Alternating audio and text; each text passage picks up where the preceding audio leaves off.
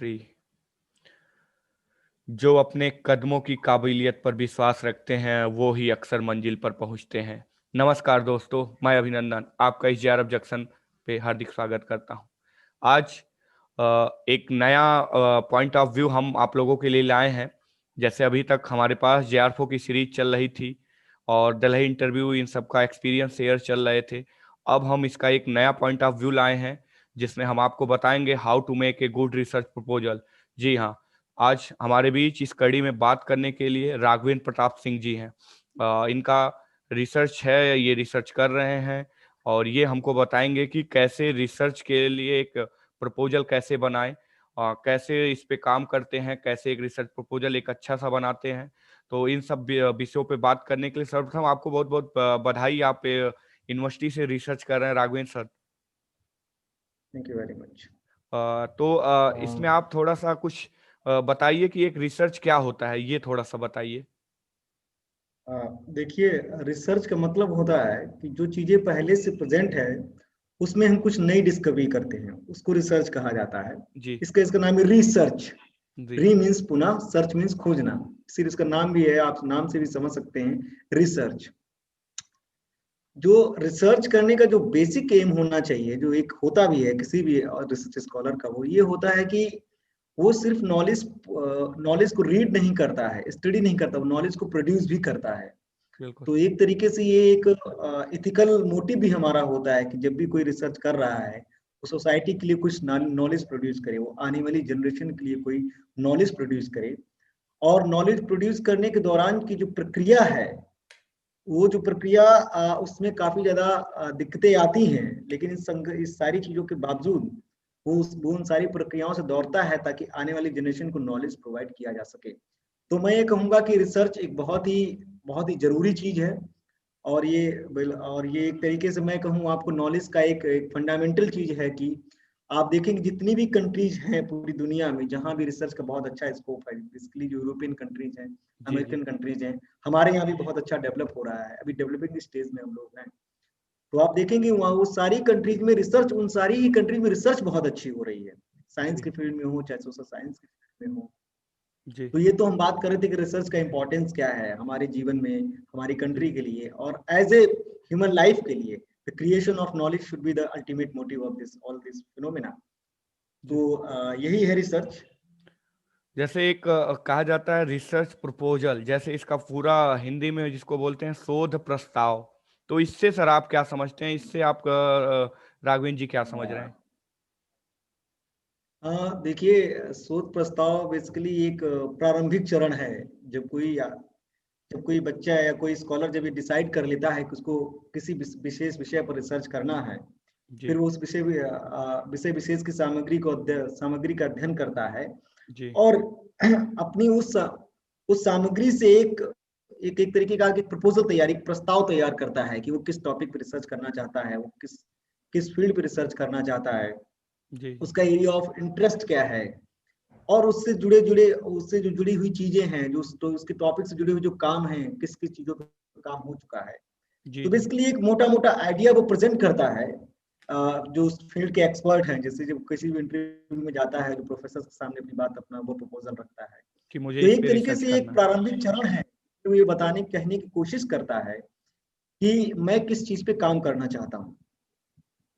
जी। उसके माध्यम से वो ये बताना चाहता है कि इसी के फील्ड में मैं आगे काम करूंगा या अपना 5 साल पीएचडी का 6 साल या यस 3 साल यस। 3.5 साल इसमें दूंगा। एक उसका एक छोटा सा आइडिया, एक पार्ट्स लेके जाता है, आपके कहने का ये मतलब है। अच्छा राघवेंद्र जी बिल्कुल ये बिल्कुल, बताइए कि पार्ट्स नहीं कह सकते हैं, वो अपने आप में कंप्लीट ही होता है, हाँ बट मतलब उसका ये लेकिन होता है कि उसका विजन उतना ब्रॉड नहीं होता उस हाँ, समय। विजन ब्रॉड नहीं होता, वो जब वो एक्सपर्ट, करता है तो उसके बारे में उसको चीजें पता चलती हैं। तो एक पहला, रिसर्च का एक पार्ट कह सकते हैं उसको। हाँ रिसर्च का एक पार्ट्स कह सकते हैं बिल्कुल।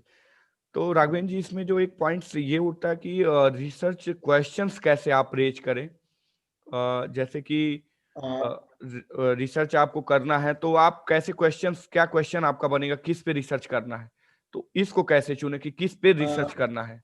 देखिए, ये चाहे बहुत ही कोई डिफिकल्ट भी, होता है। हाँ जैसे कोई भी सब्जेक्ट हो, पर्टिकुलर हिंदी इंग्लिश मैथ, कोई भी फील्ड हो, चाहे साइंस का हो, चाहे आर्ट का हो, चाहे हिस्ट्री हो, चाहे फिलोसफी हो, चाहे ज्योग्राफी हो, साइकोलॉजी हो, तो ह्यूमन साइंस हो, कोई भी सब्जेक्ट हो, तो इसके लिए ये थोड़ा सा। बहुत ही डिफिकल्ट होता है कि आप ये बहुत ही डिफिकल्ट होता है कि आपके लिए किस टॉपिक पे रिसर्च करें, जी क्योंकि हमारा जो इंस्टीट्यूशन है, स्पेशली जिस इंस्टीट्यूशन से मैं आया हूँ, उसमें जी सबसे बड़ी समस्या ये है, कभी हमको उस दिशा में डायरेक्शन नहीं दिया। जैसे रिसर्च मेथोडोलॉजी का पेपर तो था हमारे यहाँ इलाहाबाद यूनिवर्सिटी में, जी लेकिन उसको कभी भी पढ़ाया नहीं गया। तो ये फाइंड आउट करना, सर्च करना कि हम किस चीज पर रिसर्च करेंगे, ये थोड़ा सा बच्चों के लिए डिफिकल्ट होता है। कई बार बच्चे होता है कि प्रोफेसर्स के पास जाते हैं, उनको लगता है कि फला प्रोफेसर ने टॉपिक दे दिया, उनका एरिया ऑफ इंटरेस्ट है, वो हमको ले लेंगे, तो उसके हिसाब से चूज कर लेते हैं। फिर आगे किसी चल भी के उनको यूनिवर्सिटी काफी में ये डिफिकल्टी आइडिया भी होती होता है। है, कहीं ना रिसर्च कहीं का आइडिया देखिए होता है। एक सबसे बड़ी चीज ये होती है, आप अपने टॉपिक को कैसे चूज करेंगे। तो उसका एक बहुत ही फंडामेंटल मैं आपको मेथड बताता हूँ, वो ये है जी कि आपको हमेशा अपना एरिया ऑफ इंटरेस्ट देखना चाहिए कि आपको कौन सी चीज अच्छी लगती है, आपका जी इंटरेस्ट क्या है, आपको कौन सी चीज थ्रिल करती है, आप जेन्युइनली किस फील्ड को फील करते हैं कि आपको इस फील्ड में एक्सप्लोर करना चाहिए। जी जी जिस चीज में आपका इंटरेस्ट हो, पहला पैरामीटर तो ये होता है कि जिस चीज में आपका इंटरेस्ट हो, आप उस चीज में जाने की कोशिश करें। तो दूसरी चीज ये होती है, फिर आप देखते हैं कि आपका जो एरिया है, उस एरिया पे कितना काम हो चुका है। उस जी एरिया पे ऐसा तो नहीं उस एरिया पे बहुत ज्यादा काम हो चुका है। जी क्योंकि हमारा जो रिसर्च का मैंने ऑब्जेक्टिव बताया था, रिसर्च जो अभी तक नहीं खोजा गया है उसको खोजा जाए, फिर से उसको खोजा जाए। तो उसके लिए सबसे जरूरी होता है, हम ज्यादातर हमारी कोशिश ये होनी चाहिए कि हमारा जो एरिया ऑफ इंटरेस्ट होना चाहिए वो कुछ समथिंग न्यू क्रिएट करे, कुछ रिलेवेंट हो सोसाइटी के लिए। जी जी सबसे दूसरा, लेकिन फिर ये देखना पड़ता है कि हमारा जो एरिया है उस पर कितना हमको हमारा लिटरेचर अवेलेबल है। फिर बिल्कुल आप आते हैं कि हम अपनी सहूलियतों, व्यक्तिगत सहूलियतों के बारे में आते हैं कि ये हमें इस पे एक्सपर्ट मिल जाएगा या नहीं मिल जाएगा, या कितना लिटरेचर इस पे कितना काम हो चुका है, कितना काम और किया जा सकता है। तो तमाम सारी चीजें माइंड में रखनी चाहिए। और लेकिन सबसे जो फंडामेंटल है कि जो आपका इंटरेस्ट है, कोई भी टॉपिक, जो भी टॉपिक आप लेंगे, जी आप एक ऑर्डिनरी टॉपिक पे एक्स्ट्राऑर्डिनरी तरीके से काम भी कर सकते हैं, और आप एक एक्स्ट्राऑर्डिनरी टॉपिक लेके भी एक एक्स्ट्राऑर्डिनरी काम कर सकते हैं। तो बिल्कुल आप बेसिकली सारी आपकी मेहनत का फल होता है कि आपका इंटरेस्ट और आपकी मेहनत ही मायने रखती हैं कि आप किस फील्ड पे काम करना चाह रहे हैं। जी। अच्छा राघवेंद्र जी, ये बताइए कि एक रिसर्च प्रॉब्लम कैसे खोजी जाती है? जैसे कैसे आप, या बहुत सारा हाँ, लिटरेचर पढ़ के आप रिसर्च प्रॉब्लम खोजते हैं, या उससे रिलेटेड बहुत सारी थीसिस और चीज़ों को देख के आप कवर करते हैं, तो कैसे इसको आप देखते हैं, थोड़ा सा इसको बताइए। रिसर्च प्रॉब्लम खोजना कोई आसान काम नहीं होता है। ये सबसे डिफिकल्ट पार्ट डिफिकल्ट, होता है रिसर्च के, बिल्कुल। सबसे डिफिकल्ट पोर्शन होता है, क्योंकि अ, बच्चों को उस तरह की कोई प्रेगमेटिक नॉलेज नहीं होता उस संदर्भ में कि कैसे रिसर्च प्रॉब्लम को फाइंड आउट करना है। जी तो सबसे बड़ी चीज होती है कि आपको कोई भी रिसर्च प्रॉब्लम के लिए सबसे पहले आप रिव्यू ऑफ लिटरेचर आपके पास बहुत अच्छा होना चाहिए, आपने बहुत सारी किताबों को पढ़ा हो, जी ताकि आप फाइंड आउट कर सकें कि एक्चुअली में किस चीज पर रिसर्च की जा सकती है। जी ओके, जी कौन सा टॉपिक रिलेवेंट है, कौन सा एरिया ऑफ रिसर्च ऐसा है जिसको अभी तक इग्नोर किया गया है।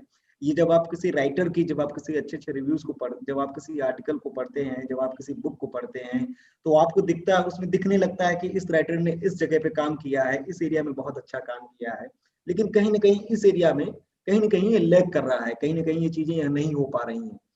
तो और फिर डे टू डे आपकी सोसाइटी में चीजें हैपन हो रही होती हैं। जी जी आपकी सोसाइटी में आप देखते होंगे कुछ ना कुछ हमेशा डायनेमिक, सोसाइटी ही पूरा एक डायनेमिक कॉन्सेप्ट है, उसमें बिल्कुल कुछ ना कुछ हमेशा चलता रहता है। आप जिस किसी भी एरिया में रिसर्च कर रहे हैं, ऐसा नहीं हो सकता कि वो उसमें एकदम स्टेटस कोइज्म है, हमेशा चीजें डायनेमिक रूप से चलती रहती हैं। तो बिल्कुल आपको उस जो भी आपका रिसर्च एरिया है, आपको उस पर एक कीन आई रखनी है, आपको उस पर एक तेज नजर आप पे रखनी है, आपको देखते रहे कि उस एरिया में क्या क्या डायनेमिक बदल रहे हैं, कौन सा नया डायनेमिक आ रहा है, किस नए डायनेमिक पे मुझे काम करना चाहिए। तो ये बहुत ही अवेयरनेस, जैसा doctor Swami Vivekananda life is series of awakening, तो ये जी बहुत ही अवेयरनेस का काम होता है, बहुत इस पे एक्सपर्टाइज चाहिए होती है, और इसमें आप किसी की हेल्प भी ले सकते हैं। आप किसी एक्सपर्ट, जो उस फील्ड का एक्सपर्ट है, जो जिस पे आप रिसर्च करना चाहते हैं, उस फील्ड के एक्सपर्ट से आप बात कर सकते हैं। जैसे जब मैं काम करना चाह रहा था, तो मेरा ये था कि मुझे इंटरनेशनल रिलेशन पे काम करना है।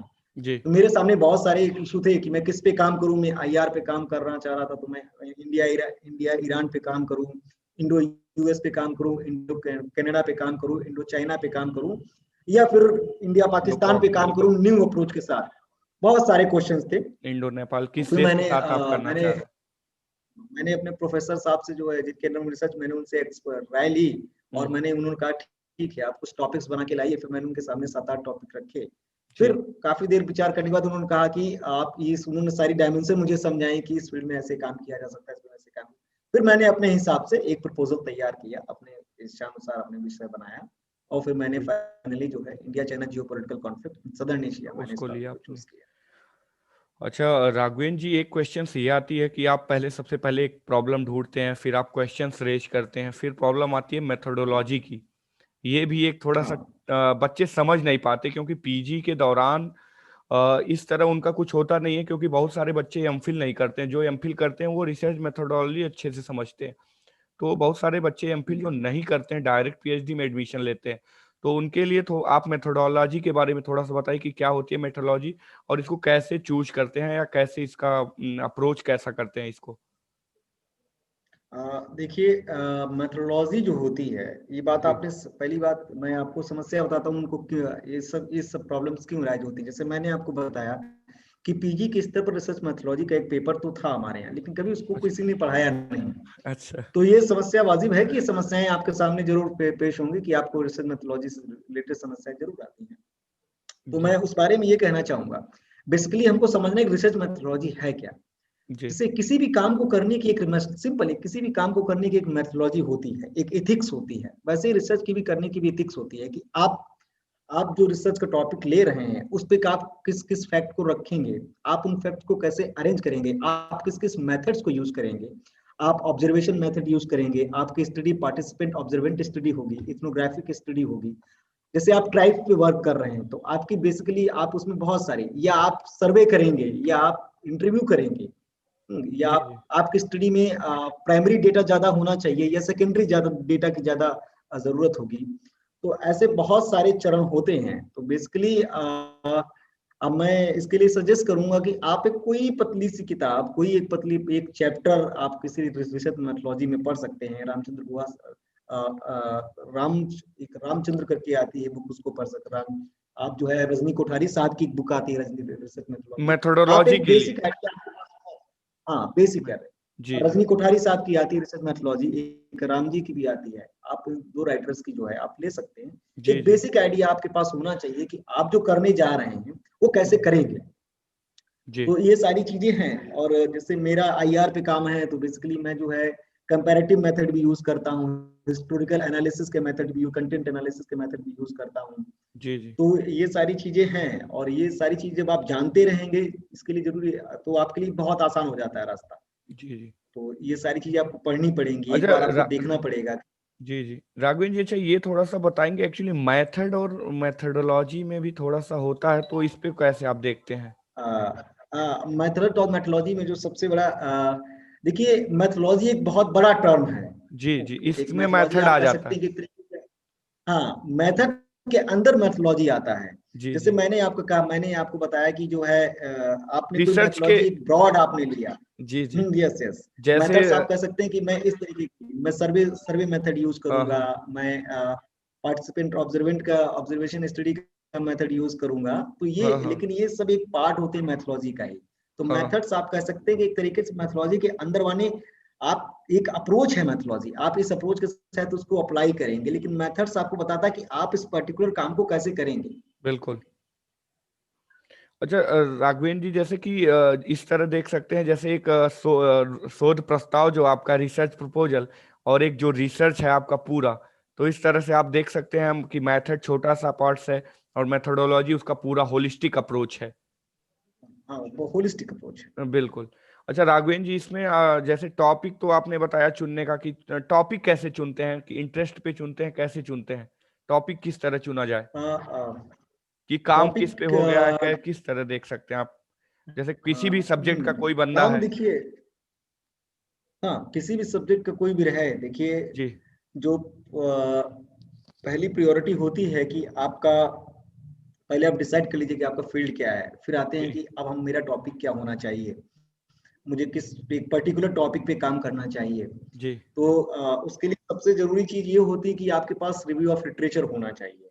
जी, मैं फिर से उसी चीज पे आ रहा हूँ कि बिल्कुल, इसको मैं पहले एड्रेस भी किया था कि बिल्कुल, सबसे बिल्कुल। बड़ी चीज यही होती है कि आपको जो है टॉपिक सिलेक्शन करने के लिए सबसे बड़ी चीज है कि आपका इंटरेस्ट, तो आपको फील्ड बताएगा कि आपका इंटरेस्ट क्या है। लेकिन जब आप टॉपिक पे आ जाएंगे, और कोई भी टॉपिक आप चूज करें, छोटा और बड़ा नहीं होता, मैंने पहले ही कहा, आप एक ऑर्डिनरी टॉपिक पे भी एक्स्ट्रा ऑर्डिनरी तरीके से काम कर सकते हैं, और बिल्कुल, एक एक्स्ट्रा टॉपिक पे भी आप एक्स्ट्रा तरीके से काम कर सकते हैं। दोनों के पास पर्याप्त स्कोप होता है, आपको मेहनत करने की जरूरत है। तो टॉपिक चूज करने के चरण में सबसे पहले आपको जो है बहुत अच्छी अंडरस्टैंडिंग होनी चाहिए अपने फील्ड की, आपको उस फील्ड की सारी डायनेमिक्स की समझ होनी चाहिए।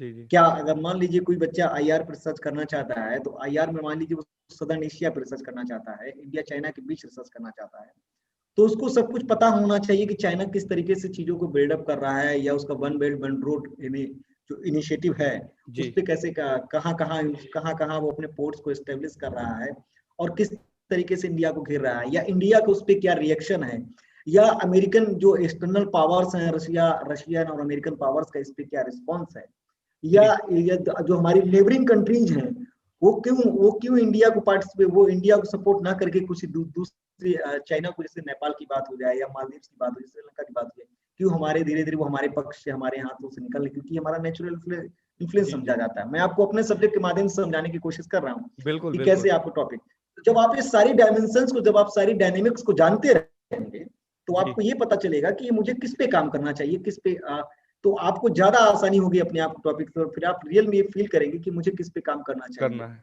आप इस और पे बहुत डिफिकल्ट काम होता है, आप इसमें एक्सपर्ट्स की सलाह भी ले सकते हैं, आप इसके लिए बहुत ही चिंतन मनन के साथ इसको चूज करें। कई बार होता है बच्चे टॉपिक ले लेते हैं, जैसे मैंने आपको बताया, क्या दूसरे के होता है कि कहने पे, बच्चे और गए बाद में जाए, वो अपना रिसर्च भी बहुत उसमें सारे बच्चों ने छोड़ दिया हाँ, है, मैंने ये भी देखा है।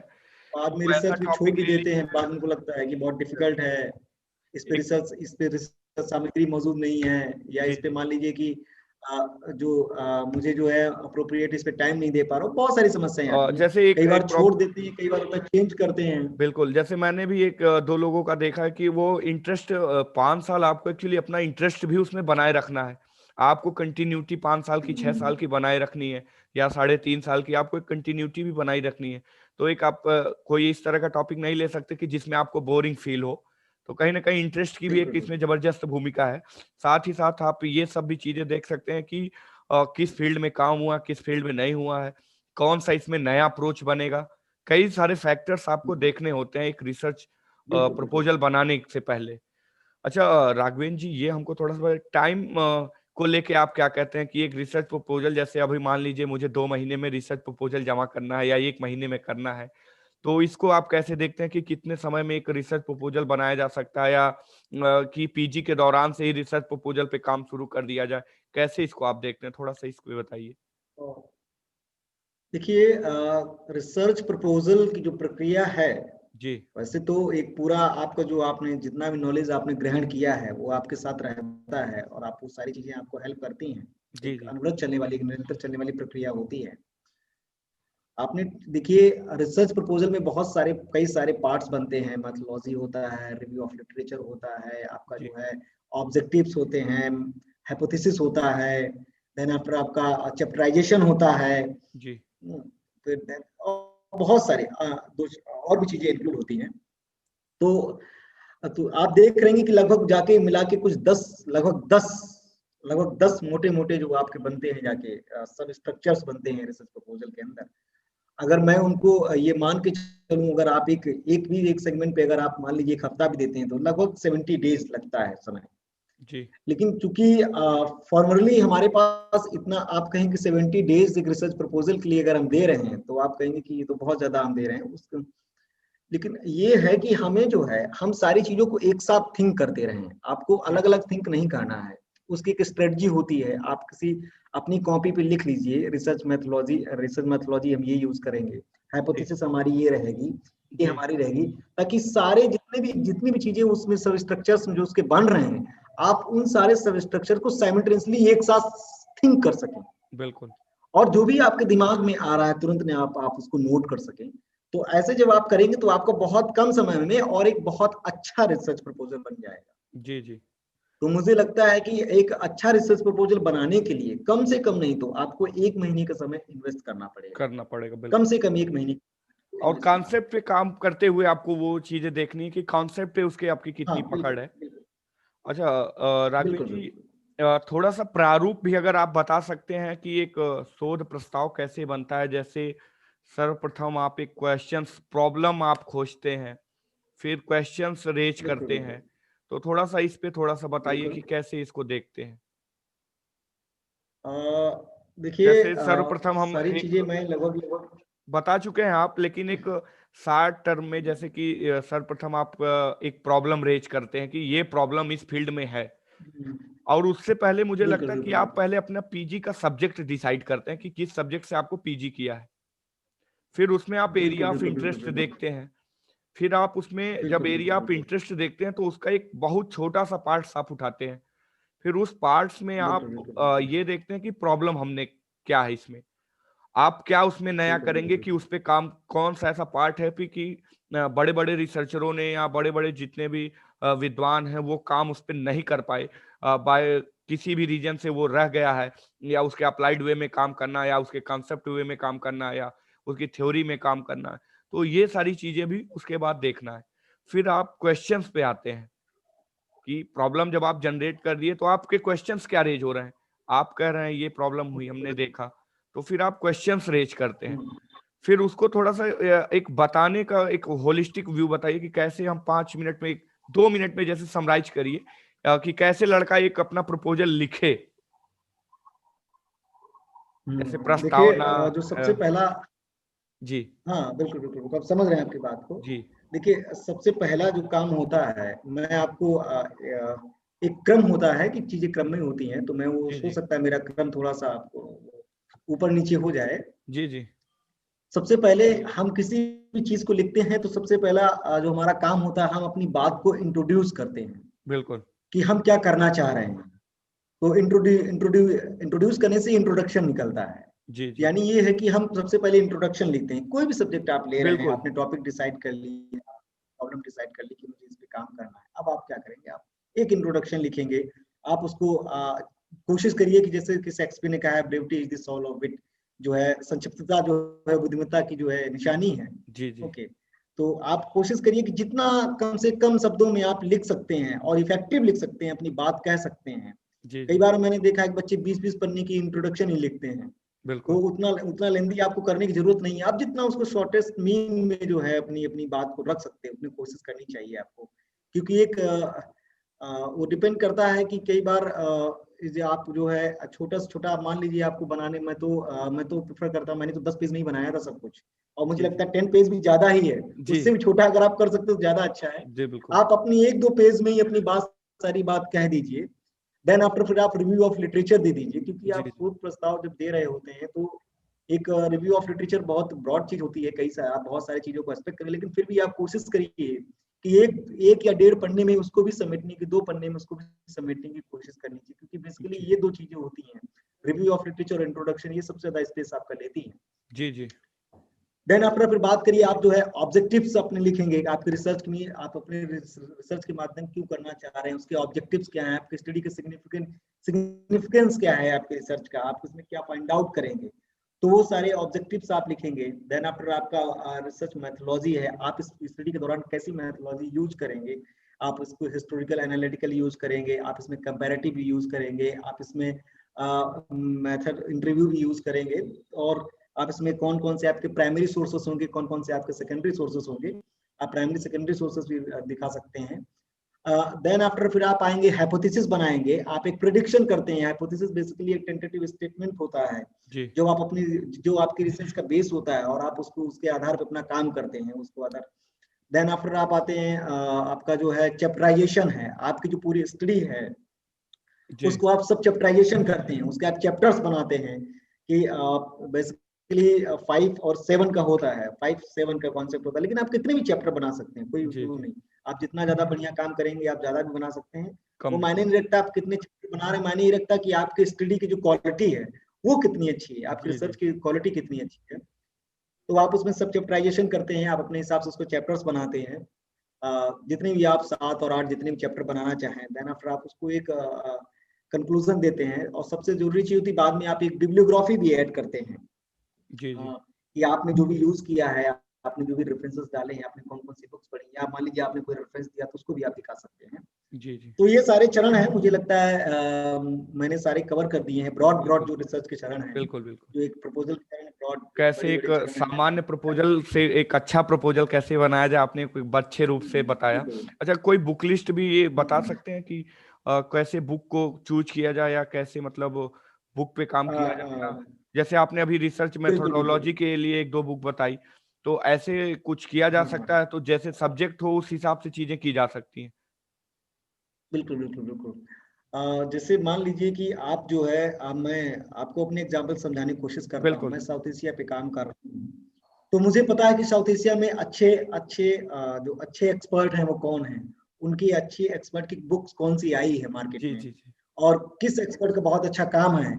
जी जी तो कोशिश करिए आप जिन्होंने उस फील्ड में काम किया है, आप उनको कोट करें, आप उनकी किताबों को रखें, आप उनके आर्टिकल्स को रखें, क्योंकि ये उनके साथ भी, आप उनके साथ भी जस्टिस कर रहे होते हैं, क्योंकि आप उनके वर्क को रिकॉग्नाइज कर रहे हैं। बिल्कुल ये एक अपने आप में यही कहती है कि जिस आदमी ने उस फील्ड में काम किया है, आप उसको रिकोट करें।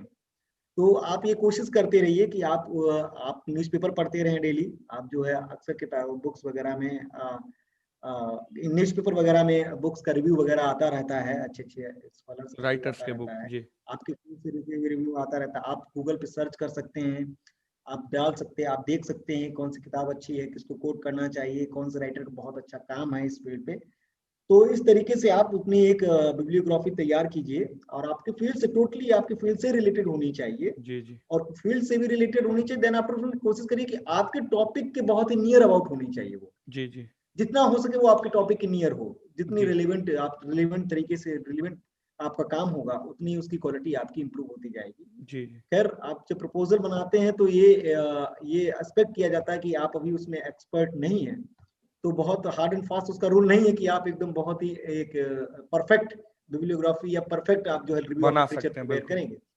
हाँ, लेकिन फिर भी आप एक कोशिश करिए कि वो जो है एकदम परफेक्टनेस के करीब होने की कोशिश करिए, जी और जी आप उसमें कोशिश करिए कि जो उस फील्ड से रिलेटेड बुक्स हैं, जो आपके टॉपिक एकदम सेंट्रल टॉपिक से रिलेटेड बुक्स हैं, उन्हीं को आप कोट करिए, जी उन्हीं पे आप काम, उन्हीं को आप स्टडी करिए, उन्हीं को आप बिब्लियोग्राफी में दिखाइए, उन्हीं पे आपका रिव्यू ऑफ लिटरेचर होना चाहिए। जी।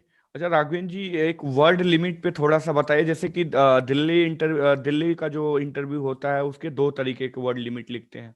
जैसे वो 2500 वर्ड लिखते हैं, 2000 तक लिखते हैं, फिर वो एब्स्ट्रैक्ट भी मांगते हैं।